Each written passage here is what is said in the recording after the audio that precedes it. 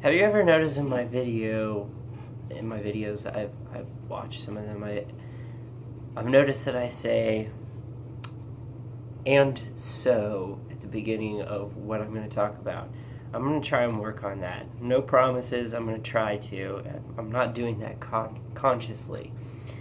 But anyway, I got some poetry readings. Like I said, this time I'm not going to be so theatrical about it. I think that the last poetry reading I did was way too theatrical. But I got to. I'm going to try and put subtitles. Again, no promises on that. So if you're watching this video and there's no subtitles, I'm sorry, but I couldn't figure out how to do it. At least in a way that I find to be presentable. But I got this didgeridoo with me. I would love to just play this on here, but there's something really interesting about this instrument. The bass line of them is so thick, the recording devices I have will not pick up the sound variations that I can make with this thing. All you will be able to hear is the basic, what they call, buzz.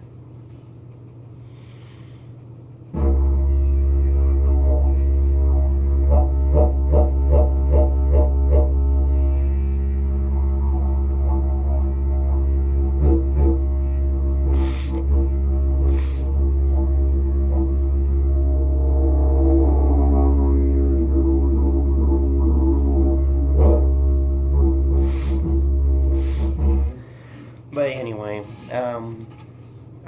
there were some sound variations. We'll see if it comes out. I don't think it will, though. You need special recording equipment and good acoustics, and I just don't have that. But they're fun to play.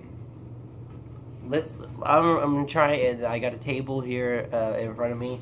I'm gonna see if maybe the sound waves will bounce off of this table in front of me, and maybe we can get sound variations.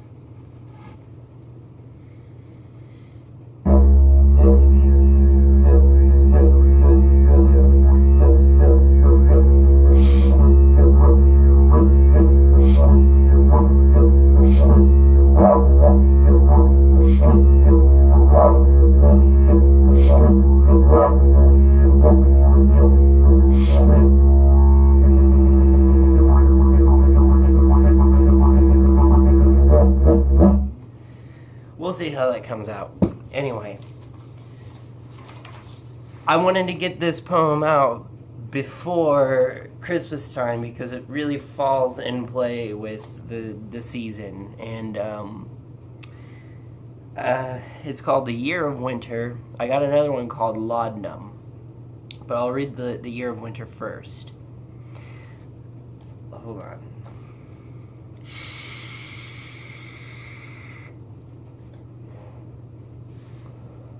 Gotta have my nicotine, man. Got it. I love nicotine. Anyway, like I said, I will try and put subtitles in. That was suggested to me by somebody, so we'll see if I can make that happen. Video editing software is very limited. Like, I don't have the greatest.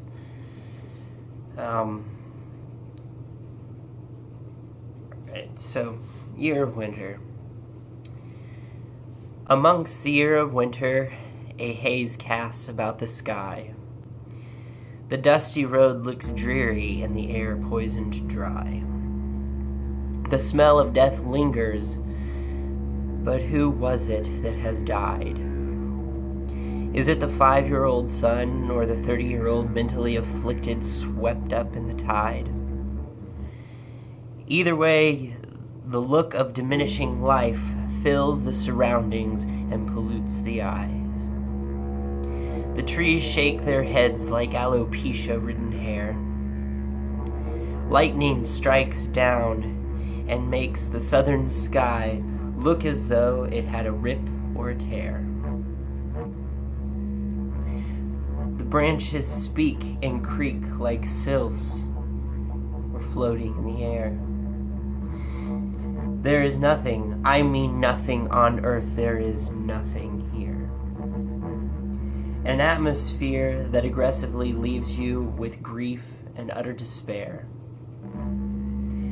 painting a morbid picture of anguish and total disillusioned depression. Everything is sinking and dying under deep omitted oppression. The doors are locked, the windows sealed, so we can teach evil a lesson. When that's done, we remain silent and stagnant in an overwhelming recession. It's like a ball we have all been doomed to, all of us thrown in, heading for emotional compression. The scent of rosemary is in the air, yet lends no rejoice. With the smell of sage, sweet grass, still silence is a plague, and of a human you cannot hear a voice. To talk to strangers struggling in a rush to their houses in the alleyway, you must make a hasty choice. For now, death rates are high, as well as goodbyes and suicides, yet no one hears a noise. It's enough to make the meek and tender-hearted bitter. Even the quiet man who never spoke took his wife's rolling pin, and over the head he hit her. The demon of frost awaits in the trees, in the forest, runs through the snow, frolicking and laughing with a titter. This was the year of winter. There is a lot of references in this poem. I'm not going to spoon feed it to you. What I would like is your interpretation of the poem for you to post them in the comments below. There's no really right or wrong answer. I mean, there is what I had in mind when I wrote it. But I'm much more interested in what you personally took away from the poem. So, that's the beauty of art, I guess, is that it's open to interpretation. I mean, eventually I will come out and I will say what the interpretation was meant to be, but I would really like to hear from an audience, from individual people, their interpretation of it. I enjoy that. So, now I will read the next poem that I've got here. Laudanum. This is a personal favorite of mine. I think I did a really good job on this. But on the ground, everyone walking, toppling, stumbling in the streets. In the sky, storm clouds gather, brewing up something bitter yet something sweet. From way up high, the droplets fall, dampening the people from their head to their feet. The droplets then absorbed through the very pores on their cheeks. This very night, the gods began to weep, filling the people's lives with something dreadful yet serene. Laudanum falls from the sky, filling the people with terror and with dread. Some fall to the ground with an eerie notion that they will soon be dead. Some find mystic pleasure as it reaps away the pain and fills the heart with lead. Laudanum falls from the sky, a whole town addicted, even the conservatives that fled.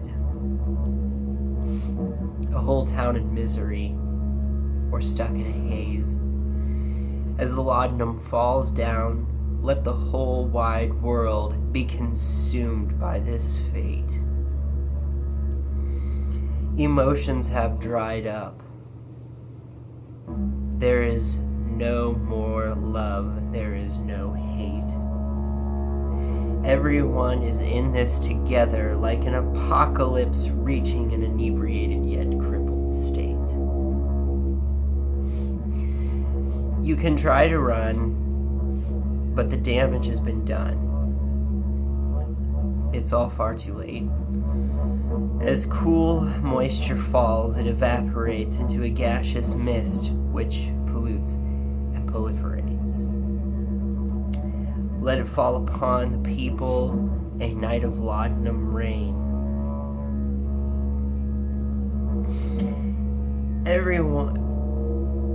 Everyone in sweet submission, there is no escape. The fumes cause the meek and feeble to have their sanity raped. Let it rain laudanum. Let the gods cry, and we shall ever remember this gloomy date. What did we do to make the gods so irate? The atheists call out to the gods in utter hate. Some feel it's a gift from the gods delivered on silver teacups upon golden plates, chasing the dragon wrapped up in a warm, inebriated, casual embrace. This is the day it rained laudanum down from the sky. Everyone below the clouds trip and stumble with precarious eyes.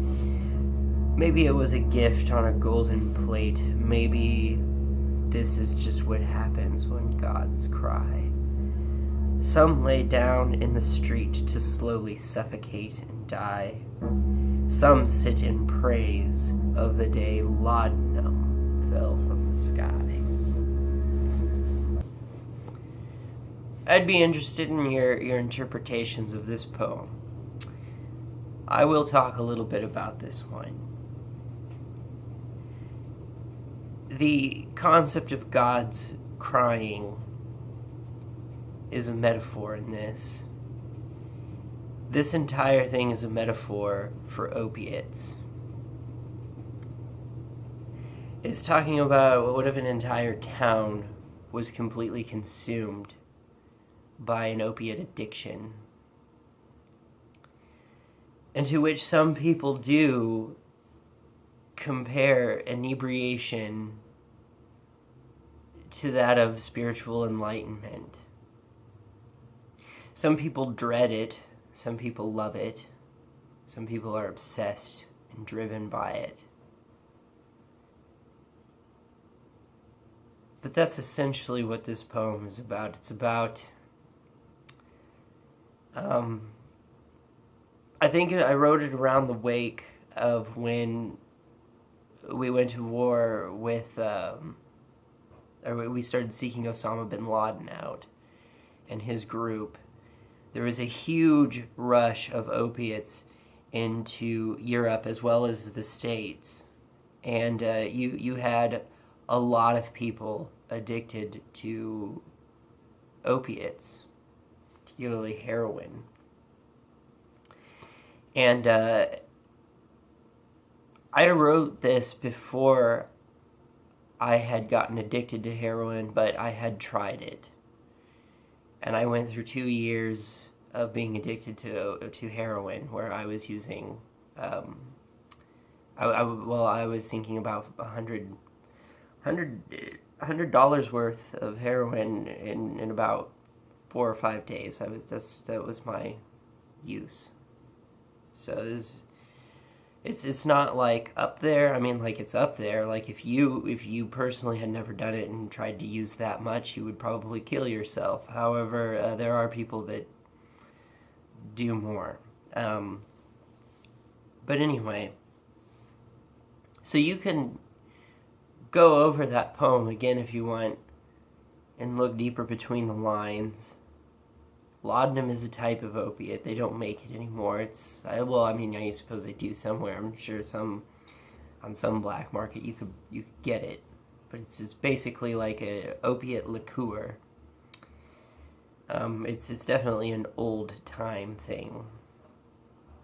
So anyway, I'd really like to hear your interpretations, your personal feelings about these poems, how you read into them in the comment section below. And happy holidays. Keep in mind that the holidays is not wonderful and splendorous for everyone. Some people find the holiday season to be quite depressing. So, fuck you and good night. No, just kidding. Have a gloomy gothic day. I guess that's going to be the thing. That's going to be the end marker. Whatever.